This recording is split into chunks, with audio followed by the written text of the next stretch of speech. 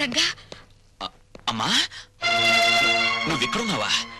నాన్నగారేది? లోపలున్నారు. ఏం ఒంట్లో బాలేదా? అదేం కాదురా, పాపారావుకు 2 కిడ్నీలు పోయాయట. ఎవరైనా కిడ్నీ ఇవ్వకపోతే బతకడు. అందుకే మీ నాన్నగారు కిడ్నీ ఇస్తున్నారు. ఏమ్మా, ఆ పాపారావు ఎంత దుర్మార్గుడో మీకు తెలుసు కదమ్మా. అలాంటి వాడికి కిడ్నీ ఇవ్వడం ఏంటమ్మా? నాన్నగారు బాగా ఆలోచించారా? బాగా ఆలోచించావురా. అంటే నీ ఆమోద ముద్ర కూడా పడిపోయిందన్నమాట. అవునులే, భర్త అడుగుజాడల్లో నడిచే గుణవంతురాలైన గొప్ప ఇల్లాలేవి కదా. ఆయన చేసే త్యాగాలకు సంతోషంగా తలూపి భర్తకు రాబోయే కీర్తికి పొంగిపోయి బయట కూర్చున్నావు. బాబు, మీ నాన్నగారిని సరిగ్గా నువ్వు అర్థం చేసుకోవడం లేదురా. నిజమేనమ్మా, నిజమే. అర్థం చేసుకోకే ఒకసారి చీపోరా అంటే బయటికి వెళ్ళిపోయాను. ఇప్పుడేమైనా అర్థం అవుతారేమో ఒకసారి ప్రయత్నిస్తాను. ఎక్కడా మహానుభావుడు? నువ్వెంతో గొప్పవాడిగా భావించి ఆయన దర్శన భాగ్యం చేసుకుని వస్తాను.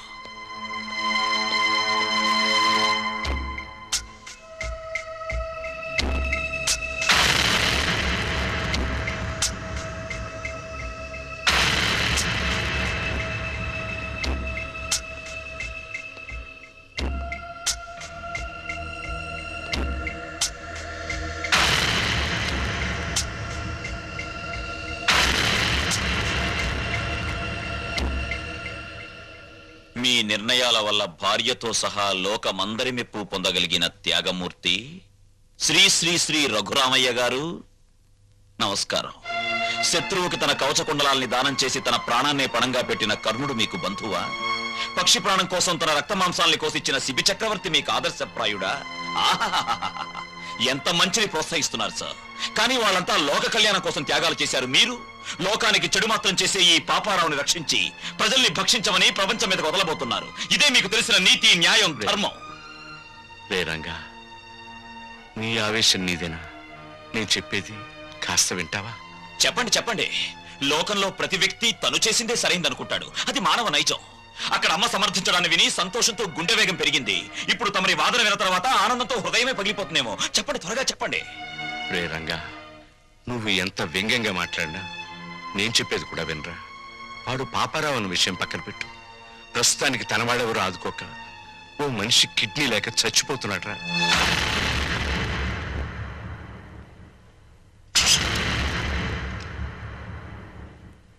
వీడు చాలా దుర్మార్గుడైన మనిషి నాన్న.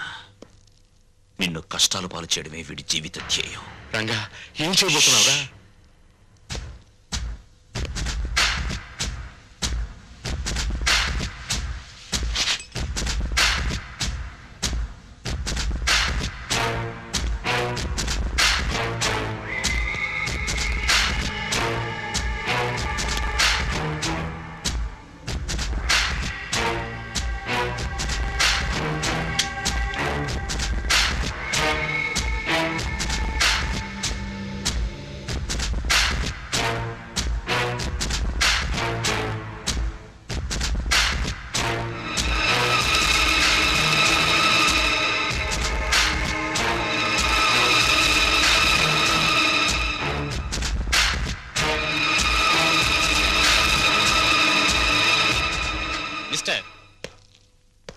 ఆయనపై మీకున్న అనుమానం నాకు అర్థమైంది. 1 మినిట్.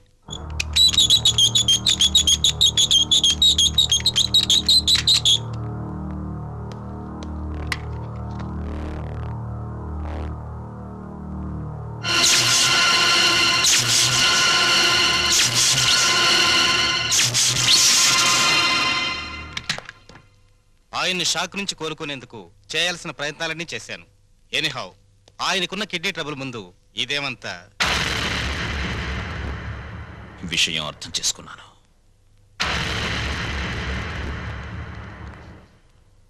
నాన్న, పాపారావు దీనాతి దీనమైన స్థితిలో ఉన్నాడు గనక మానవతా దృష్టితో అతనికి కిడ్నీ ఇవ్వడానికి సిద్ధమయ్యామని అర్థమైంది.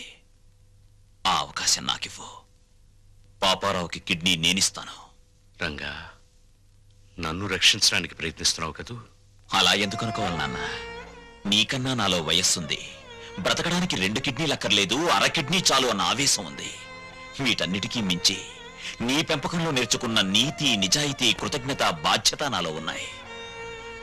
ముఖ్యంగా నన్ను వంచిన వాడితో డీల్ చేసే అవకాశం వస్తుంది. అయితే పగ తీర్చుకునే ఆలోచనతో ఈ దానానికి సిద్ధపడుతున్నావు అన్నమాట. చచ, కౌరవులు పాండవులు అన్నదమ్ములు, వాళ్ల మధ్య యుద్ధం వచ్చేసరికి న్యాయ మార్గాన ఉన్న పాండవులు సైతం తమ తాత భీష్ముణ్ణి ఎలా చంపాలో, తమ గురువు ద్రోణుణ్ణి ఎలా జయించాలని ఆలోచించారు. నిజానికి ఇప్పుడు నా పరిస్థితి అంతే. ఆ యుద్ధంలో కత్తులు, కటార్లు, మంది, మార్బలం, కుట్ర, కుతంత్రాలు ఎన్నో ఉన్నాయి. కానీ ఈ యుద్ధంలో నెత్తురుండదు, చంపటాలుండవు. హృదయాలుంటాయి, నీతి నియమాలుంటాయి, బాంధవ్యాలుంటాయి. ఇవేమిటో తెలియని ఆ తండ్రికి కను విప్ప, కన్ను మూత అని తేల్చాల్సి ఉంటుంది. తేల్చేస్తాను.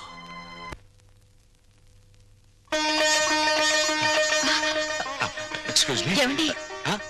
లక్ష్మి, ఇక్కడే ఉన్నావా? శుభవార్త. తండ్రి పేరు చెప్తేనే మండిపడే రంగా ఇప్పుడు తనే కిడ్నీ ఇవ్వబోతున్నాడు. నిజమా? నాకు చాలా ఆనందంగా ఉంది. నాకు చాలా ఆనందంగా ఉంది. అయితే ఈ విషయం పిల్లల దగ్గరికి వెళ్ళి చెప్తా. నువ్వు పిల్లల్ని ఇంకా మర్చిపోలేదా? అదేమిటండి, రంగా తన తండ్రికి కిడ్నీ దానం చేస్తాడని ఏనాడన్నా ఊహించామా? అలాగే మన పిల్లల్లోనూ మార్పు రావచ్చుగా. అలాగే, నీ కోరిక ఎందుకు కాదనాలి? రా. సిగ్గులేదు? ఇప్పుడు దాకా ఎక్కడ బలాదూరు తిరిగొచ్చావు? పో అవతలకి. రాణి, నేను చెప్పేది విను. రంగడొచ్చి ఇంటి మీద దౌర్జన్యం చేస్తే దిక్కు దివాణం లేదు. అసలు మగాడవేనా? అది కాదు, ఆ టైంలో నేను ఇంట్లో లేను. మాట్లాడకు, పో. రాణి, అది కదా మాట. మాట్లాడకు, పో. అయ్యో, ఇదిగో అసలు జరిగిన విషయం ఏంటో తెలుసా? నాకేం చెప్పొద్దు. ఎందుకు ఆవేశపడతావు? నేను చెప్పేది విను. విను. రాణి, ఆ టైంలో నేను ఇంట్లో లేను. కథలు చెప్తున్నావా?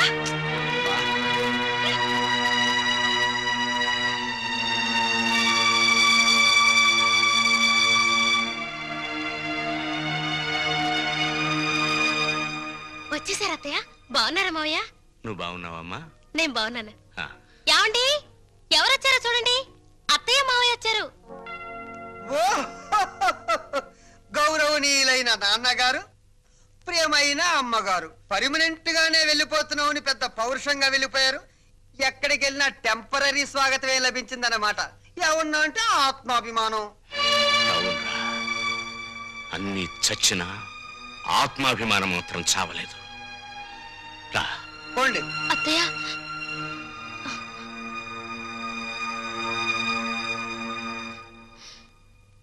నీలాంటి కొడుకుని పురిట్లోనే వడ్లగిన చేసి చంపాలరా నీచుడా. ఓం స్వామియే శరణం శరణమయ్యప్ప. ఓం స్వామియే శరణం శరణమయ్యప్ప. ఓం స్వామియే శరణం శరణమయ్యప్ప. ఓం స్వామియే శరణం శరణమయ్యప్ప. ఓం స్వామియే శరణం శరణమయ్యప్ప. ఓం స్వామియే శరణం శరణమయ్యప్ప.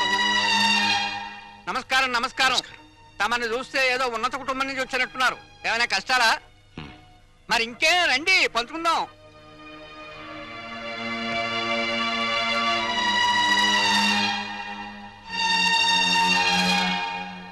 రఘురామయ్య గారు, మీరు చెప్పిన దాన్ని బట్టి మీ కొడుకులు ఒట్టి బుద్ధి లేని వాళ్ళు అని తేలిపోయింది. ఆస్తి మీ స్వాధీతం అంటున్నారు గనక మీరు రాసిన వీలునామా చెల్లదు అని ఒక్క నోటీస్ కొట్టండి. ఆస్తి మీ చేతికి వస్తుంది. దెబ్బకి వాళ్ళకి బుద్ధి వస్తుంది. వాళ్లకు బుద్ధి చెప్పాలని నేను రాసిన వీలునామాన్ని రద్దు చేసి నేను బుద్ధి తక్కువ పని చేయను. భగవంతుడిచ్చిన రెక్కలున్నాయి, ఏదో ఒక పని చేసి బతుకుతాం.